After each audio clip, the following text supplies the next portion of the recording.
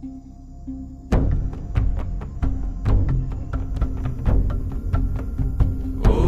नमः शिवाय।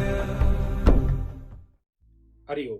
मेरे चैनल द आकाश शो में आपका फिर से स्वागत है। आज हम विशेष रूप से देखेंगे कि महाशिवरात्रि क्या है और हमें इसे मनाने की आवश्यकता है। भारतीय संस्कृति की समृद्ध रचना में जहां हर दिन एक त्योहार था, वहीं पे अद्वितीय आध्यात्मिक महत्व का एक त्योहार भी था, महाशिवरात्रि। माने शिव की महान रात, एक ऐसी रात जो आध्यात्मिक जागृति का एक अनूठा अवसर प्रदान करती है। फरवरी मार्च में होने वाली महाशिवरात्रि उत्तरी गोलार्ध में ग्रह की स्थिति के कारण मनुष्य में ऊर्जा के प्राकृतिक उछाल के साथ संरेखित होती है। इस रात परंपरा हमें ऊर्जा के इस उछाल को गले लगाते हुए रीढ़ की हड्डी को लंबवत रखते हुए जागते रहने के लिए प्रेरित करती है। विभिन्न लोगों के लिए महाशिवरात्रि विभिन्न अर्थ रखती है।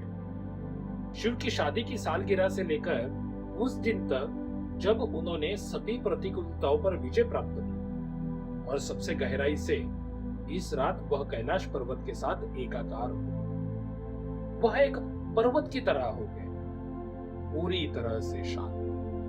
शिव की पूजा भगवान के रूप में नहीं की जाती, बल्कि उन्हें आदि गुरु के रूप में माना जाता है, पहला गुरु, जिनसे योग विज्ञान की उत्पत्ति। कई सहस्त्राब्दियों तक ध्यान करते रहने के बाद एक दिन वह बिल्कुल शांत हो गए। वो दिन है महाशिवरात्रि। उनके अंदर सभी हलचलें बंद हो गई और वो पूरी तरह से शांत हो गए। इसलिए तपस्वी महाशिवरात्रि को शांति की रात के रूप में भी देखते हैं। विज्ञान आज वही बात दोहरा रहा है जो यौगिक परंपराएं सहस्त्राब्दियों से जानती है कि ब्रह्मांड अपनी संपूर्ण विशालता में एक विलक्षण ऊर्जा की अभिव्यक्ति है। महाशिवरात्रि इस एकता का अनुभव करने का अवसर प्रदान करता है। महाशिवरात्रि लगभग अंधकार का उत्सव प्रतीत होती है।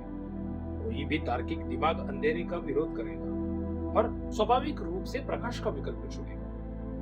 लेकिन शिव शब्द का शाब्दिक अर्थ है वह जो नहीं है, वह जो है अस्तित्व और सृजन है। जो नहीं है वही शिव है।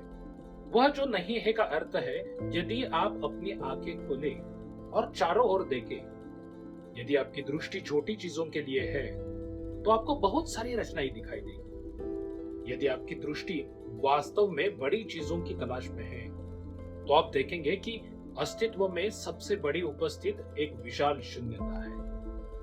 कुछ धब्बे, जिन्हें हम आकाश गंगाएं कहते हैं, आमतौर पर बहुत ध्यान में आते हैं, लेकिन उन्हें धारण करने वाली विशाल रिक्तता पर किसी का ध्यान नहीं जाता। यह विशालता, यह असीमित शून्यता ही शिव कहलाती है।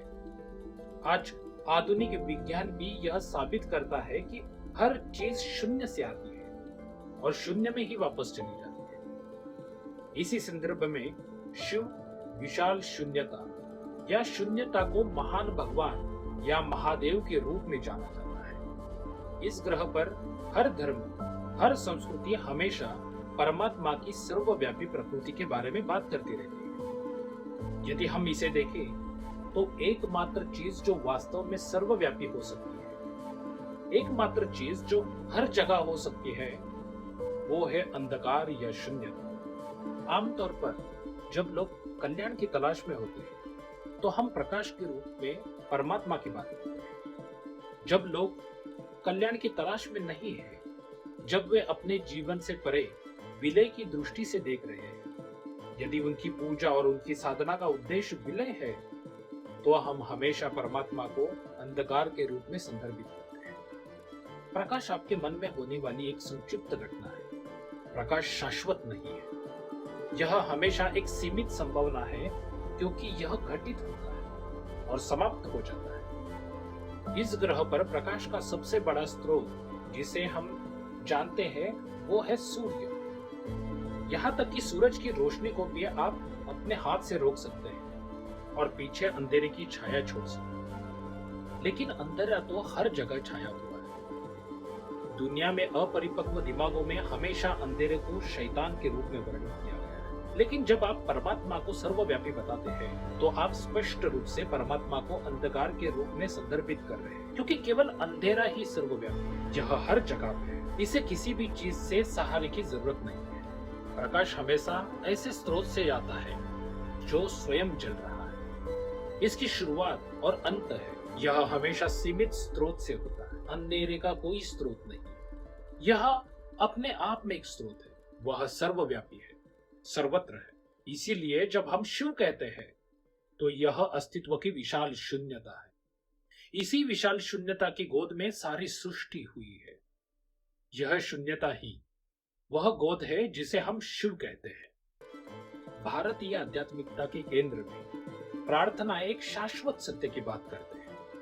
परमात्मा की तरह बनने के लिए हमें अपनी स्वार्थी इच्छाओं को छोड़ना होगा। ये प्राचीन प्रार्थनाएं फुसफुसाती है, हे भगवान मुझे बदल दो ताकि मैं तुम्हारे जैसा बन सकूं। वे हमें विनम्र होना और खुद से बड़ी चीज की तलाश करना सिखाते हैं। अपनी सादगी में वे हमें आत्मा की शाश्वत यात्रा के भीतर एकता और शांति खोजने के लिए प्रेरित करते हैं। इसलिए जब हम शिवरात्रि कहते हैं, जो महीने की सबसे अंधेरी रात, तो यह किसी के लिए अपनी सीमितता को दूर करने, सृजन के स्रोत की असीमितता का अनुभव करने का एक अवसर है जो हर इंसान में बीच है। तो आइए हम इस रात को गले लगाएं, सिर्फ जागते रहने के लिए नहीं, बल्कि अपने भीतर की विशालता को जगाने के लिए। यह महाशिवरात्रि जागृति की रात होती है, उस असीम शून्यता का जीवंत एहसास जिसे हम शिव कहते हैं। शिव की विशालता में आपकी यात्रा आपको परम वास्तविकता के करीब लाएगी, जैसे रात भोर की रोशनी को रास्ता देती है। यह महाशिवरात्रि आध्यात्मिक जागृति की दिशा में आपके मार्ग को रोशन करे। तो यहाँ हम इसी के साथ वीडियो के अंत में आते हैं। मैं किसी से इस सामग्री को साझा करने का अनुरोध करता हूँ और अपने लोगों को बताता हूँ कि हम इतने सारे त्योहार क्यों मनाते हैं, इस त्योहार का सार क्या है, इन त्योहारों के पीछे का विज्ञान क्या है, ताकि वे आगे बढ़े, पूरे मन से इस त्योहार का आनंद लें। इसलिए लाइक, शेयर और सब्सक्राइब जरूर करें। आगे और वीडियो के लिए बने रहें। सबको महाशिवरात्रि की शुभकामनाएं। हरिओम।